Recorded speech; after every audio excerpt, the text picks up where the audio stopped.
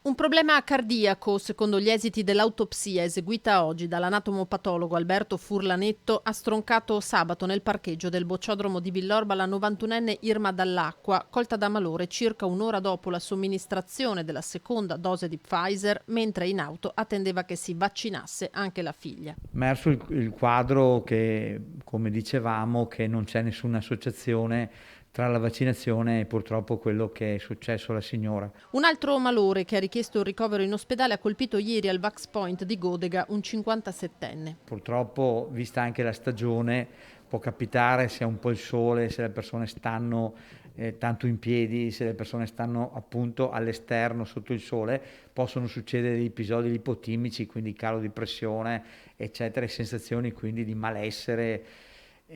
Proprio per questo stiamo creando in questi centri vaccinali degli spazi dove le persone stanno sedute, refrigerate e soprattutto il coperto. Il nuovo centro vaccinazioni di Villorba, l'ex Maber di Via della Cartiera, risponde a questi requisiti, spiega il direttore generale.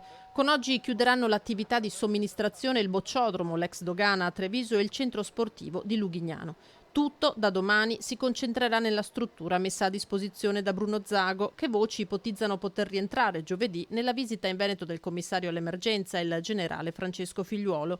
Dovesse incontrarlo, Benazzi saprebbe cosa chiedergli. Noi abbiamo bisogno di avere vaccini, la macchina veneta è una macchina straordinaria, come dice sempre il presidente Zaia, riuscirebbe a fare 100.000 vaccini al giorno, solo noi nel centro di Villorba riusciremo a farne 10.000.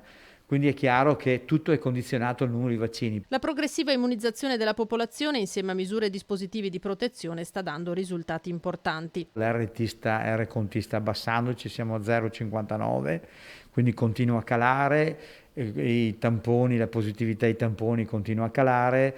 All'interno delle animazioni abbiamo ormai 14 persone in tutta l'ULSS, quindi un quadro veramente positivo in assoluto. Ma nessuno pensi di poterne approfittare. In alcuni comuni la situazione è ancora sotto stretta osservazione. Segusino, Monastiere e Cessalto continuano ad avere un numero di positivi elevatissimo, oltre i 250 per territorio. Questo non comporta particolari restrizioni, è solamente la conferma della rapidità con cui, fino a quando non ci sarà un'immunizzazione più ampia, il virus è in grado di diffondersi.